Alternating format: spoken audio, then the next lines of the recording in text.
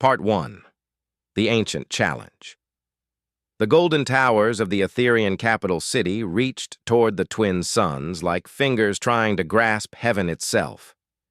In the grand arena at the city's heart, thousands of aliens from across the galaxy filled the floating seats. They had come to witness the trials of worth, an ancient ceremony that decided which species could join the mighty Etherean trade empire. Lady Zephyra stood on her private balcony, her silver skin gleaming in the sunlight. Her forearms moved gracefully as she adjusted her ceremonial robes. She was the most powerful noble in the empire after the emperor himself. Today, like every trial day for the past 200 years, she would watch her champion destroy another hopeful species. "My lady," said Kira, her first handmaid, bowing low. "The human delegation has arrived." Zephyra's purple eyes narrowed with interest. "Humans? I have never heard of this species. What do they look like?" "Strange, my lady. They have only 2 arms and 2 legs. Their skin comes in different colors: brown, white, yellow. They are much smaller than most species here today." Zephyra laughed, a sound like silver bells. "Only 2 arms? How do they fight? How do they build things? This will be over quickly." Her other 4 handmaids gathered around her. There was Vera, the artist who could paint with light itself; Nala, the engineer who understood machines better than anyone; Sira, the strategist who could predict battle outcomes before they started; and Tila, the diplomat who spoke 17 galactic languages. "Should we even bother watching?" asked Vera, creating small flowers of light in her palms. "Korath has never lost a single battle." Down in the arena, a massive figure emerged from the champion's gate. Korath the Invincible stood 12 feet tall, his rock-like skin covered in battle scars. His 6 arms each held a different weapon. The crowd cheered as he raised all 6 weapons high. In 300 years of trials, he had never been defeated, not once. "Look at him," Zephyra said proudly. "Perfect strength, perfect skill, perfect honor. No species has ever produced a warrior to match him." The arena floor was not just an empty space. It was a complex battlefield that changed during combat. Walls could rise from the ground. Energy barriers could appear and disappear. Puzzles had to be solved while fighting. The trial tested not just strength, but intelligence, speed, and adaptability. A horn sounded 3 times. The human gate opened. Captain Marcus Chen walked out, and the crowd fell silent. He looked so ordinary. Average height for a human, which made him small compared to most aliens. Brown hair, brown eyes, wearing a simple blue uniform. He carried no weapons except a small device on his belt. "That's their champion?" Sira asked in disbelief. "He looks like he's never been in a real fight." Marcus looked up at the crowd, then at Korath. He showed no fear, but also no arrogance. He simply studied his opponent like he was solving a puzzle. The arena master, a tall being with purple skin and golden eyes, stepped forward. His voice boomed across the arena through magic speakers. "We gather today to test the humans' worth. Their champion will face Korath the Invincible in the trial of worth. The rules are ancient and sacred. The trial tests strength, intelligence, honor, and adaptability. The challenger may use any method that does not dishonor their species. Victory can come through combat, through solving the arena's challenges, or through proving superior strategy." Marcus nodded. He had studied the rules for months. "There is one more law," the arena master continued. "Any noble who witnesses their champion's first defeat becomes bound by honor to serve the victor until they prove their own worth through a great deed." Zephyra smiled. This law had never mattered before. Korath had never lost. "Begin." The arena. Master shouted. The floor beneath them immediately began to change. Walls rose up, creating a maze. Energy barriers sparked to life, blocking certain paths. In the center of the maze, a glowing orb appeared, the first challenge. Korath roared and charged forward, smashing through walls with his massive fists. The crowd cheered as debris flew everywhere. He was taking the direct approach, using his strength to make his own path. Marcus took a different route. He studied the maze for a moment, then began running along the outer edge. He wasn't trying to break through. He was looking for the pattern. "What is he doing?" Nala asked. "Why doesn't he attack?" "He's going to lose quickly," Zephyra said. "Korath will reach the orb first." But Marcus had noticed something. The energy barriers weren't random. They followed a mathematical pattern. While Korath smashed his way through the middle, Marcus found a path that required no breaking at me. He reached the orb just seconds after Korath. The orb pulsed with light, and both champions heard the same riddle in their minds. What grows stronger when shared, lighter when carried by many, and more powerful when given away freely? Korath's massive brow furrowed. He was a warrior, not a philosopher. He thought of weapons, of strength, of conquest. "Power!" he roared, but the orb didn't respond. Marcus closed his eyes and thought of his home, of his crew, of why he had come here. "Knowledge," he said quietly. The orb blazed with golden light and disappeared. The maze walls crumbled away, revealing the next challenge. "Lucky guess," Zephyra muttered. But her purple eyes were focused now. The arena floor became a vast pit, filled with floating platforms. Each platform had symbols that glowed when touched. To cross, the champions had to find the right sequence. Touch the wrong symbol, and the platform would disappear. Korath leaped to the first platform and began touching symbols randomly, using his speed to jump away when platforms vanished. It was working, but slowly. Marcus approached differently. He stood at the edge and watched Korath's attempts. With each failed sequence, Marcus learned something new. He was using Korath's trial and error to map the correct path. "That's actually clever," Sirah admitted grudgingly. When Marcus finally began jumping, he moved with confidence. He had figured out the pattern by watching Korath's mistakes. He crossed the pit in half the time it took the champion. The crowd began to murmur. This was lasting longer than usual. The final challenge appeared, a combat arena surrounded by a ring of fire. But this wasn't just about fighting. Around the arena were 5 stations, each requiring a different skill to activate. All 5 had to be activated while fighting, and they could only be activated once. Korath roared and charged at Marcus, all 6 weapons spinning. Marcus rolled away, not trying to fight back yet. Instead, he ran to the first station, a puzzle requiring mathematical calculation. His fingers flew over the symbols while Korath's weapons crashed into the ground where he had been standing. "He's not even fighting!" Vera exclaimed. "He's thinking," Zephyra realized, and for the first time, she felt a flutter of concern. Marcus solved the math puzzle and dove away as Korath's axe split the station in half. 4 more to go. The second station required musical harmony, matching tones and rhythms. Marcus had no musical training, but he had something else. He listened, he observed, he found the pattern. One by one, Marcus activated the stations while avoiding Korath's increasingly frustrated attacks. The champion was stronger, faster, and more skilled with weapons. But Marcus was learning, adapting, thinking 3 moves ahead. For the final station, Marcus did something unexpected. Instead of running away from Korath, he ran toward him. At the last second, he dropped and slid between the champion's legs, reaching the station and activating it just as Korath's weapons crashed together above him. The ring of fire vanished. A new weapon appeared in the center of the arena, a staff that glowed with soft blue light.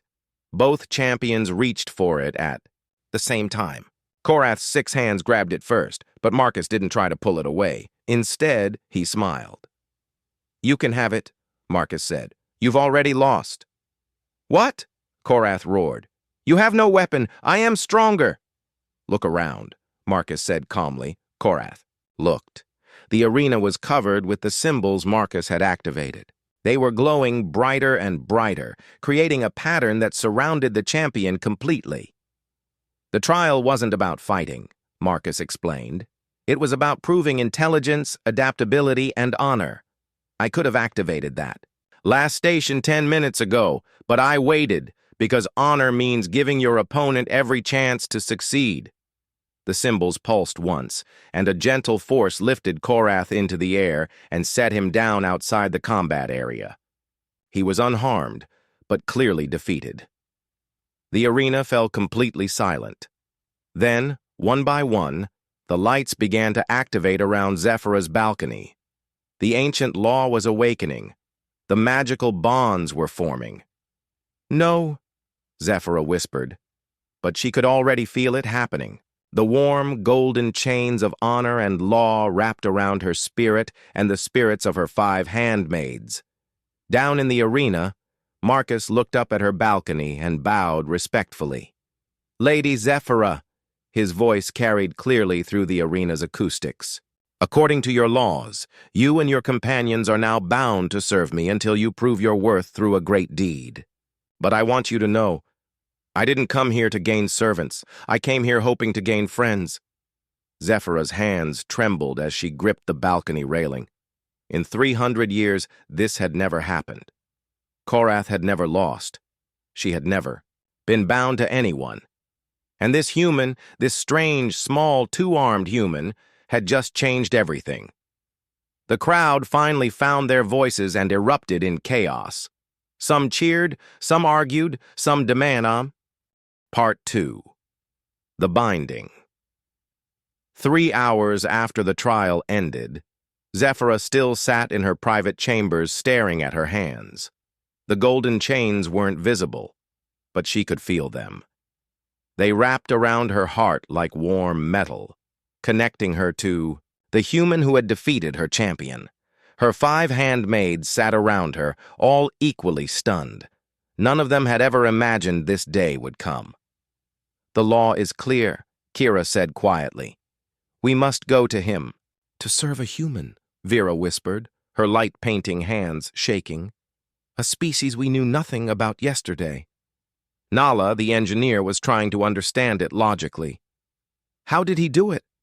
Korath is stronger, faster, more experienced. It makes no sense.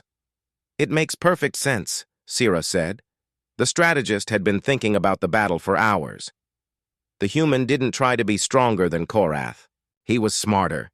He used Korath's own strength against him. Tila, who understood many cultures, nodded slowly. In my studies, I have read about species that win through cleverness rather than force, but I never saw it work against someone like Korath. A soft knock came at the door. Zephyrah's personal guard entered and bowed low. My lady, the human captain waits in the guest quarters. He requests your presence but says there is no rush. He said to tell you he understands this is difficult. Zephyrah's eyes widened. He said that? Yes, my lady. He also sent this. The guard handed her a small device. He said it will translate his language perfectly, so there will be no confusion between you. Zephyrah took the device. It was small, simple, but beautifully made. She had expected the human to demand their immediate service. Instead, he was being considerate. We cannot delay forever, she said finally. The law binds us. We must go. An hour later, the 6 Etherean women stood outside the guest quarters. Zephyrah had dressed in her simplest robes, no longer a noble receiving visitors, but someone bound to serve. It felt strange and humiliating. She knocked on the door. Come in, Marcus's voice called. They entered to find Marcus sitting at a small table, reading from a tablet. He looked up and smiled, not the cruel smile of a conqueror, but something warm and genuine.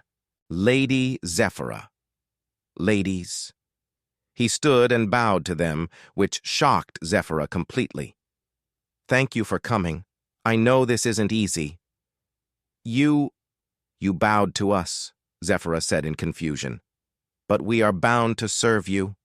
Marcus looked puzzled. "Yes, but you're still people. You still deserve respect." He gestured to chairs around the room. "Please sit. We need to talk." As they sat, Zephyra studied the human more carefully. Up close, he seemed even more ordinary. No special markings, no signs of great power. Just a man with kind eyes and a calm manner. "I've been reading about Etherian culture," Marcus said, tapping his tablet. "Your laws, your customs, your history, very impressive. You've built an amazing civilization." "If it is so impressive," Zephyra said stiffly, "why did you defeat our champion?" Marcus was quiet for a moment. "May I ask you something first? Why did Korath become your champion?" Zephyra frowned. "He is the strongest, the most skilled warrior in the Empire." "But what made him want to be a champion? What does he fight for?" "Glory, honor, to prove Etherian superiority." Marcus nodded slowly. "Those are good reasons. But they're reasons about him, about your people, not about the people he protects." "I don't understand." Marcus stood and walked to the window, looking out at the Golden City. "Where I come from, our greatest warriors don't fight for glory. They fight to protect others, to keep their families safe, to help their communities grow stronger." "That sounds weak," Vera said suddenly. "Fighting for others instead of yourself." Marcus smiled. "Does it? Let me tell you something. When I was preparing for the trial, my ship's engineer stayed up for 3 days straight designing better equipment for me. My doctor created special medicines in case I got hurt. My communications officer learned everything she could about Etherian culture so I wouldn't accidentally insult anyone." He turned back to them. "I didn't win that trial alone. I won it because 50 humans worked together to help me succeed. Korath fought alone, for himself. I fought with the strength of my entire crew behind me." Sierra leaned forward, interested despite herself. "But you were the only one in the arena." "Was I?" Marcus asked. "Every solution I used, I learned from someone else. The mathematical pattern. My engineer taught me that. The musical puzzle. Our ship's entertainment officer loves music. Even the strategy of using Korath's attacks to position myself. That came from our security chief." He sat back down, looking at each of them in turn. "You 5 are some of the most talented individuals in your empire.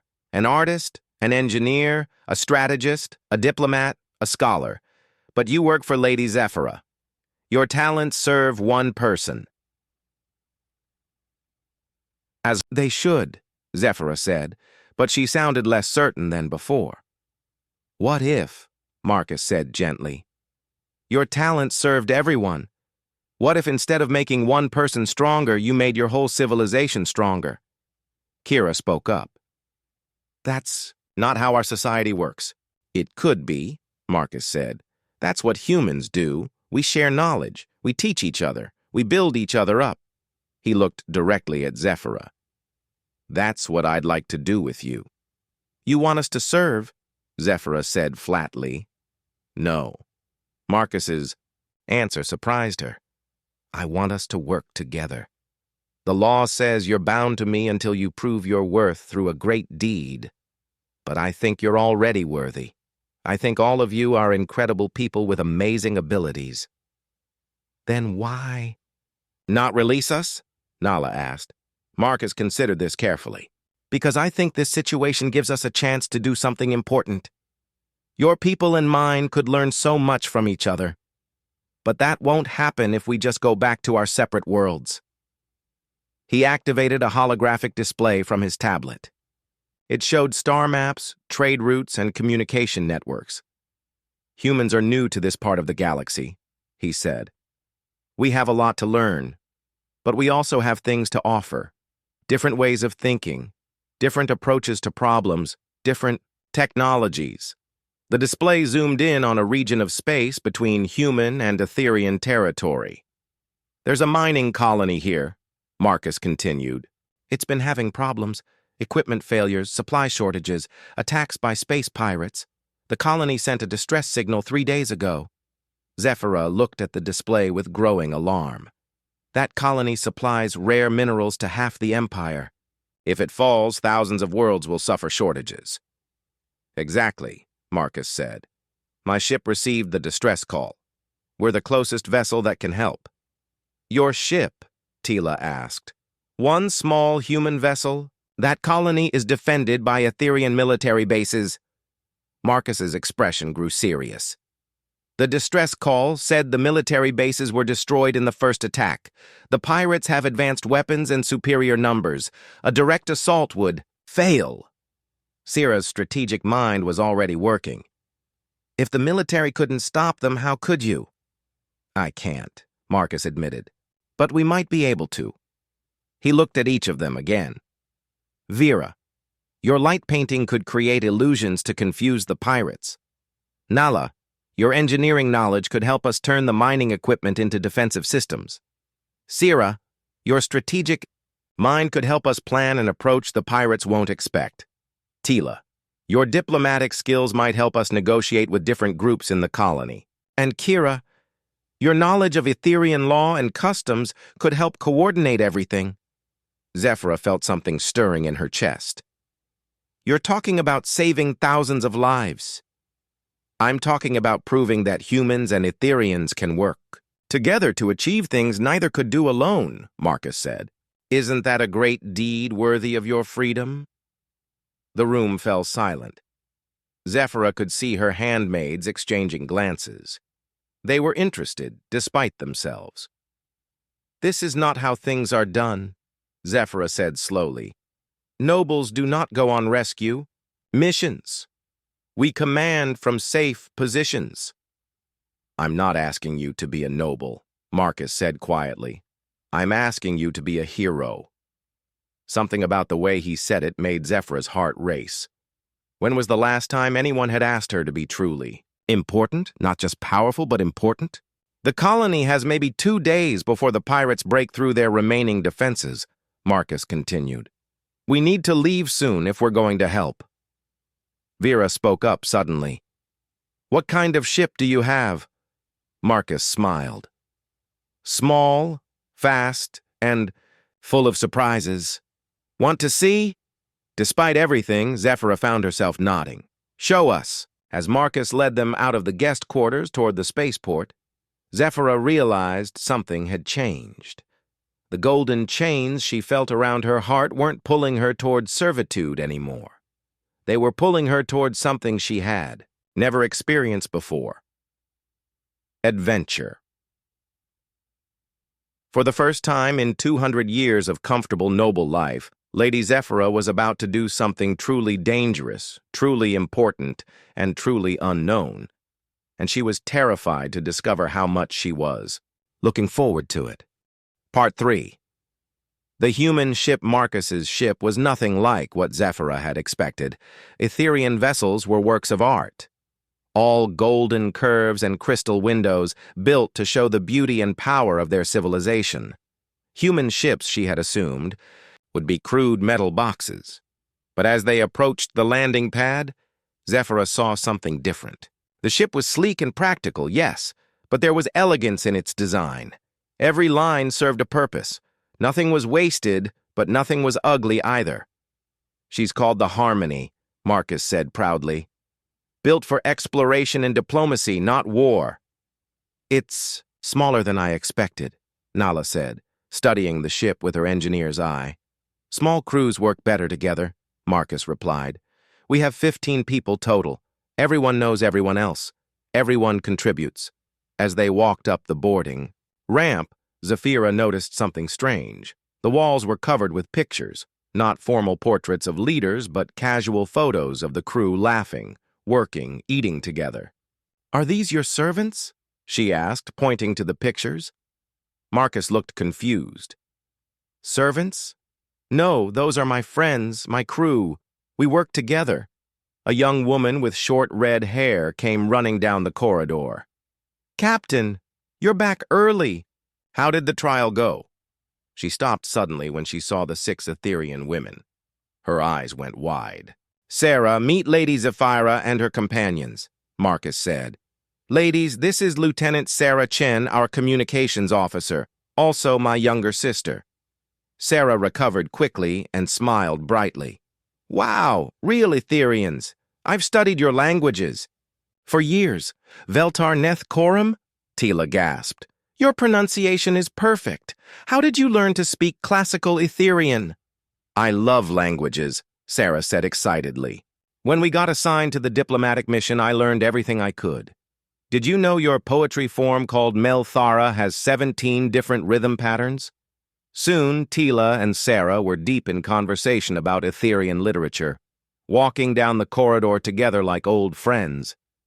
"Your sister is very enthusiastic," Zephyra observed. Marcus chuckled. "All humans are enthusiastic about something. Sarah loves languages. Our doctor loves healing. Our engineer loves solving impossible problems."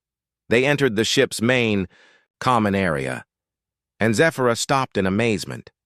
Instead of the formal meeting rooms she expected, she found something that looked more like a comfortable home. Soft chairs were arranged in conversation circles, plants grew in wall-mounted gardens, a kitchen area filled one corner, with the wonderful smell of cooking food drifting from it.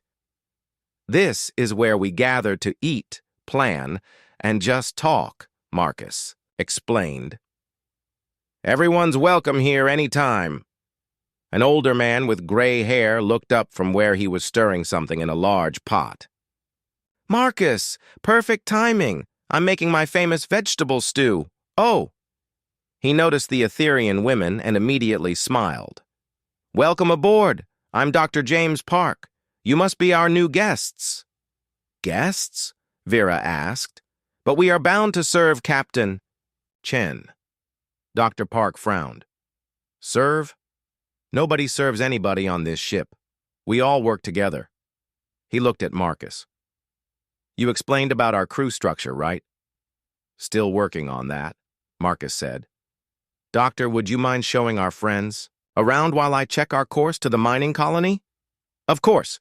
Ladies, you have to see our medical bay. I've been studying Etherian biology, and I'd love to learn more about your people's incredible immune systems." As Dr. Park led Kira and Vera away, chattering excitedly about medical research, Zephyra found herself alone with Marcus, Nayla, and Sira.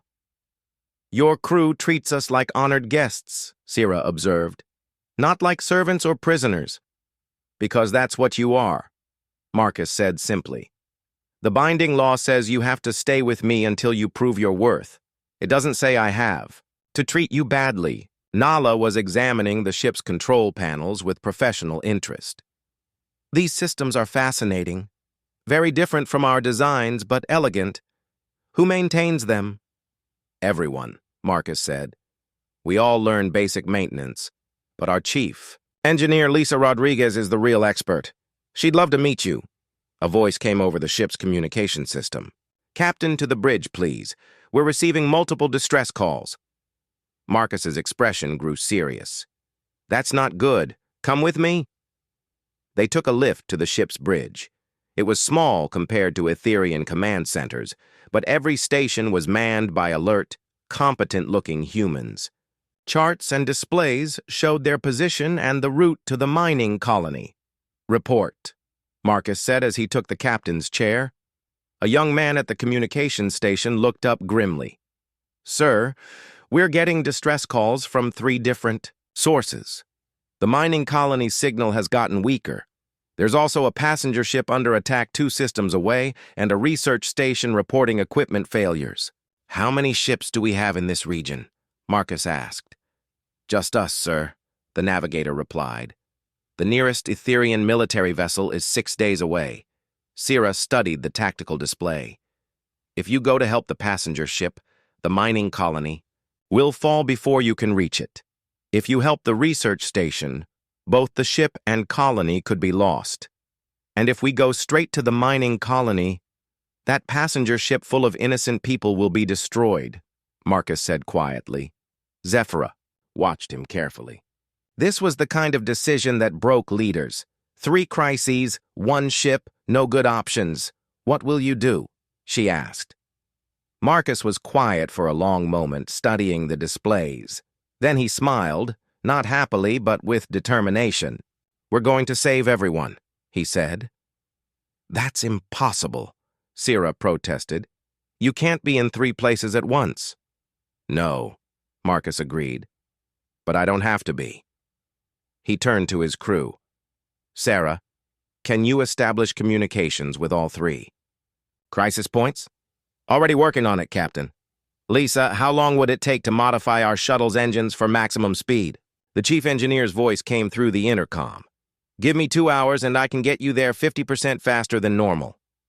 Dr. Park, what medical supplies would a research station need for equipment failure emergencies? Basic trauma, kits, and radiation medicine. I can have care packages ready in 30 minutes. Zephyra watched in amazement as Marcus coordinated with his crew. Each person knew exactly what to do without being micromanaged. They trusted each other completely. I still don't understand your plan, Nala said. Marcus pointed to the display. We're going to split up. The main ship will go to the mining colony. That's our primary mission. But we'll drop off Dr. Park and emergency supplies at the research station using our fastest shuttle. And Sarah will coordinate with the passenger ship to guide them to a safe system where Etherian patrols can help them. But that leaves you with less crew for the most dangerous mission, Sira pointed out. Yes, Marcus said. Which is why I'm hoping our new Etherian friends will help. Us! Zephyra felt her heart skip. You want us to fight? I want you to be heroes, Marcus said. Vera's light illusions could make our small ship look like an entire fleet. Nala's engineering skills could help us turn mining equipment into weapons. Sira's strategic mind could plan an approach that uses our strengths and avoids our weaknesses. He looked directly at Zephyra. And your knowledge of Etherian law and customs could help us coordinate with any survivors in the colony. This is madness, Zephyra said. 6 humans and 6 Etherians against an entire pirate fleet? 12 friends working together, Marcus corrected gently. Using each other's strengths to achieve something none of us could do alone. Sira was studying the tactical situation more carefully now. The pirates expect either no resistance or massive military response. They won't be prepared for a small, clever attack. Exactly, Marcus said. We can't outfight them, but we might be able to outthink them. Nala was looking at the mining colony's technical specifications. These plasma mining lasers, if we could redirect them? You see it too, Marcus said with growing excitement. We turn their own equipment against them. Vera had been quiet, but now she spoke up. My light painting could make their sensors show false readings. Phantom ships, false explosions, confusion. Even Kira was getting involved. The colony records would show which miners have military experience. We could organize real resistance from inside. Zephyra looked around at her. Handmaids. They were engaged, excited, thinking like a team for the first time in their lives. And the humans were treating them as equals, as partners, not as servants. 1 ship against a fleet, she murmured. 1 crew, Marcus said firmly. Human and Etherian together, ready to prove that cooperation is stronger than conquest. Outside the viewports, the stars were already shifting as the Harmony changed course toward the mining colony. In 18 hours, they would arrive. Zephyra took a deep breath and made her decision. Tell me your plan, she said. Marcus smiled, and for the first time since entering the human ship, Zephyra smiled back. They had work to do. Part 4. The Impossible Rescue. 18 hours later, the Harmony drifted silently through the asteroid field surrounding the mining colony. On the main screen, Zephyra could see the devastation. 3 pirate ships, each twice the size of Marcus's vessel, hung in orbit around the mining station. Debris from destroyed defense platforms floated in space like metal snow. Status report, Marcus said quietly. Sarah checked her communications panel. I'm picking up weak signals from inside the colony. About 200 miners are still alive, barricaded in the lower levels. The pirates are trying to cut through the emergency blast doors. How long do the miners have? Asked Dr. Park, who had returned from successfully delivering medical supplies to the research station. Maybe 6 hours before the pirates break through, Sierra calculated, studying the tactical display. Nala had been working with the ship's engineer, Lisa Rodriguez, for the past several hours.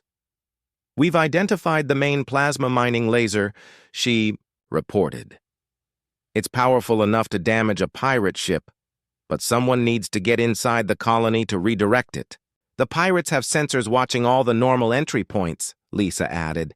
Any ship approaching will be detected immediately. Marcus nodded. That's where our plan comes in. Vera, are you ready?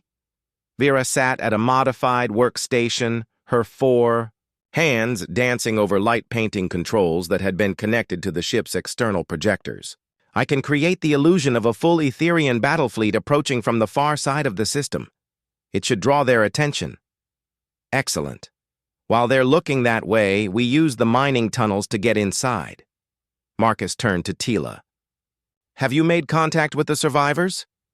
Yes, Tila said, wearing a communication headset. I'm speaking with Chief Miner Garrett Thompson. He has 30 people with mining experience who can help us. He also has 2 former Etherian military engineers. Perfect, Syrah said, pointing to her strategic plan displayed on the wall. While Vera's illusions distract the pirates, our shuttle takes Nala and Kira through the asteroid field to the hidden mining entrance. They redirect the plasma laser and organize internal defenses. What about the rest of us? Asked Zephyra. Marcus smiled grimly. We're going to do something the pirates won't expect. We're going to attack them. 1 ship against 3? Dr. Park asked with concern. 1 ship that appears to be 12 ships, Marcus corrected. Vera's illusions work both ways. While she's projecting false fleets in the distance, she can also make us look like multiple vessels up close. Sarah was monitoring pirate communications. Captain, they're getting nervous about something. Increased chatter about unexpected sensor readings. They're starting to notice our approach, Lisa observed. We need to move now. Marcus stood up.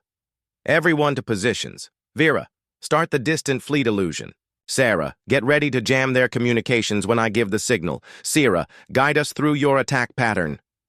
The bridge became a hub of controlled activity. Zephyra watched in amazement as humans and Etherians worked together seamlessly.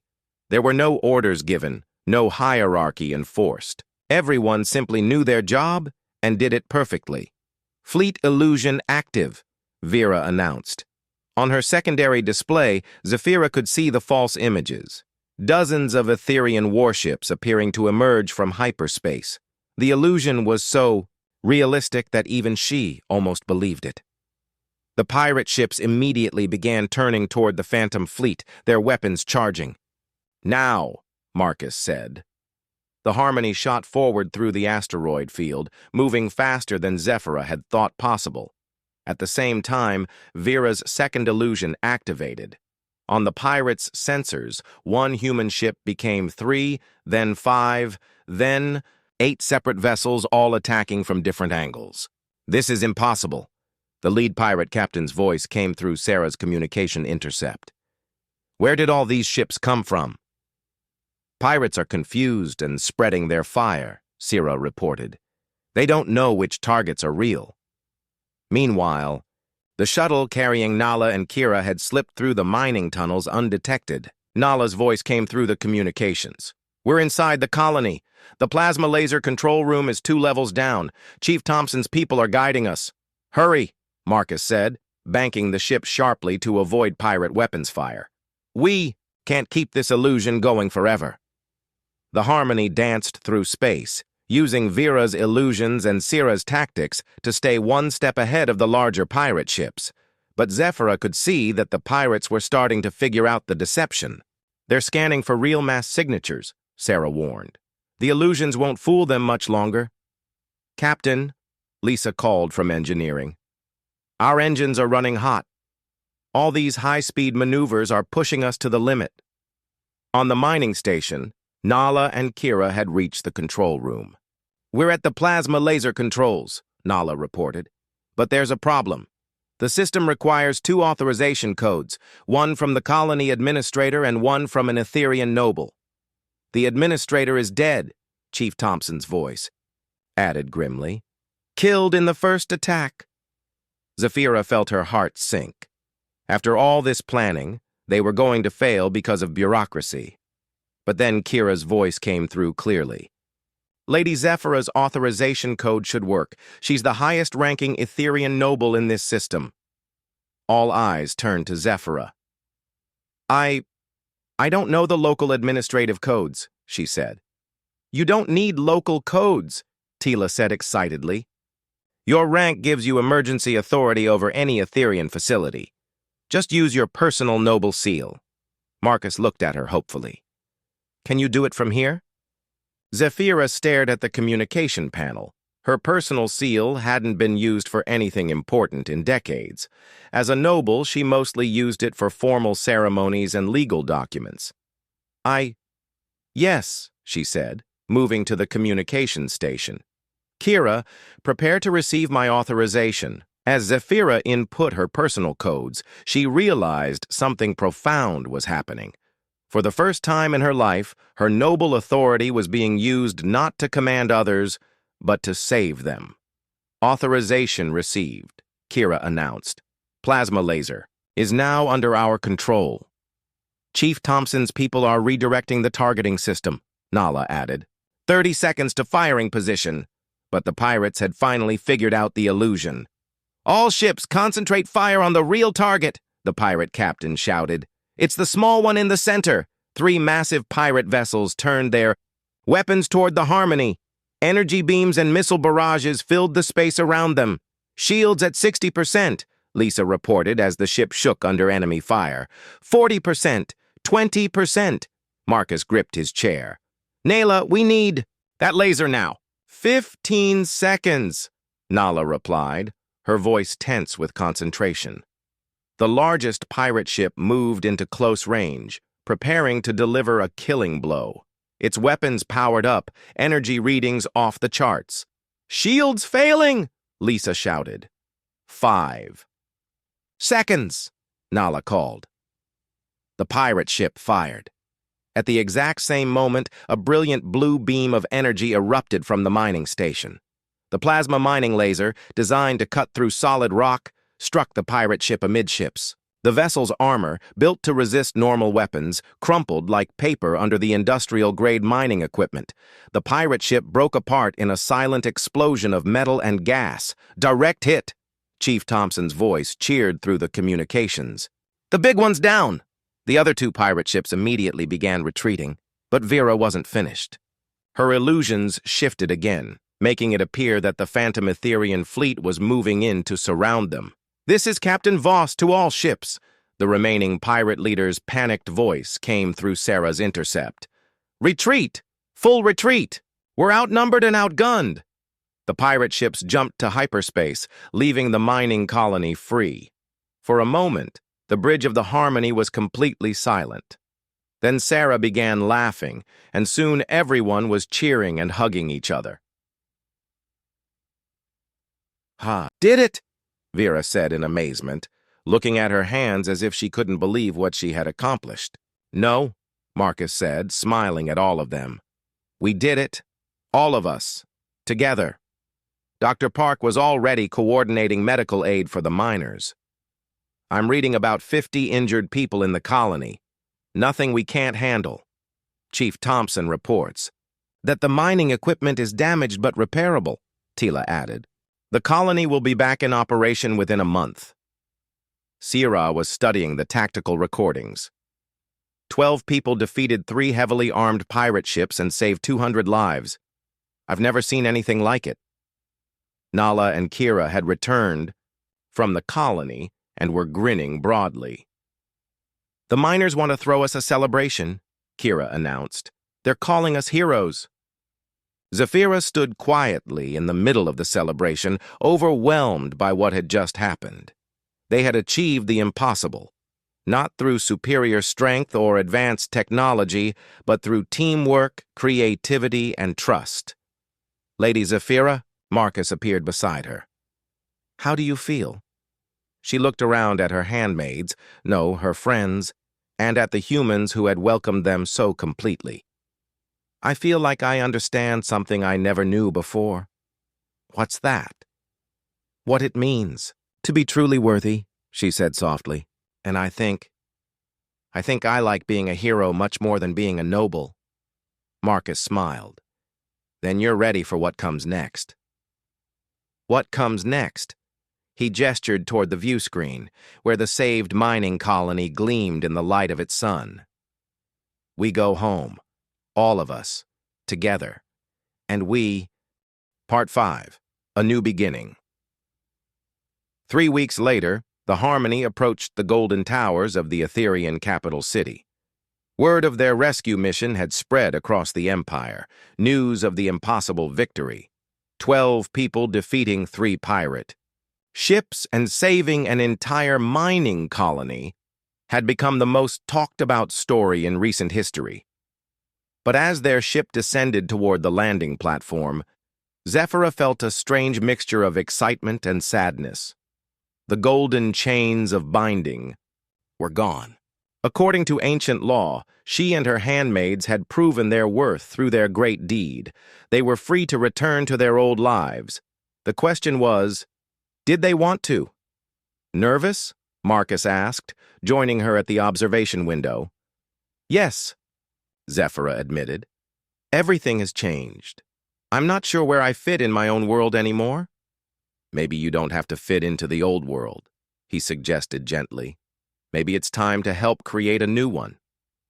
The landing platform was crowded with Etherian officials, reporters, and curious citizens. At the front of the group stood Emperor Thalan himself, along with Korath, the former champion. Both looked very serious. Here we go, Sarah said, checking her diplomatic protocols one more time. Remember, Bao, when the Emperor approaches, don't make direct eye contact until he speaks, and relax, Tila laughed. I'll handle the formal introductions. You just be yourself. As they walked down the ship's ramp, the crowd fell silent. Zephyra could see the mixture of emotions on people's faces, curiosity about the humans, pride in their rescue mission, and confusion about what this all meant for their civilization. Emperor Thalan stepped forward. He was tall even for an Etherian, with silver skin that gleamed like metal and 4 arms that moved with natural authority. His purple eyes studied Marcus carefully. Captain Marcus Chen, the Emperor said in perfect English, your reputation precedes you. The entire Empire has heard of your unusual victory. Marcus bowed respectfully.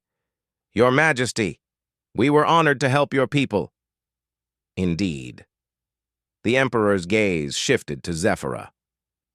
Lady Zephyra, you have fulfilled the ancient law. Your binding is complete. You and your companions are free to resume your positions in society. Thank you, Your Majesty, Zephyra said, but her voice lacked enthusiasm. Korath stepped forward then, and everyone tensed. The former champion looked at Marcus for a long moment, then did something that shocked the entire crowd. He knelt. Captain Chen, Korath said in his deep voice, I request the honor of learning from you. The crowd gasped. Champions did not kneel, to anyone except the Emperor. Marcus looked uncomfortable. Please stand, Korath. You don't need to kneel to me. But I do, Korath said, rising to his feet. I have been thinking about our battle for weeks.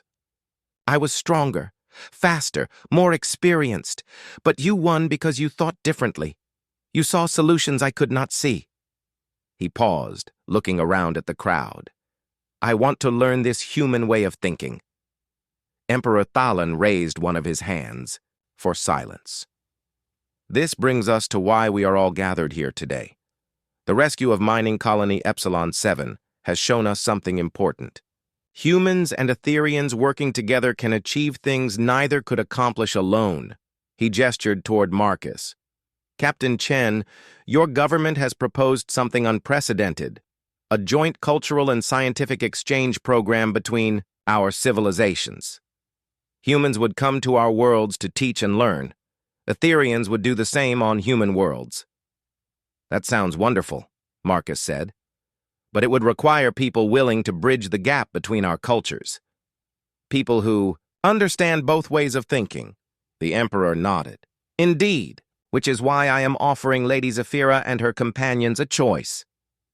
Zephyra's heart began beating faster. You may return to your noble estates and comfortable lives, the Emperor continued.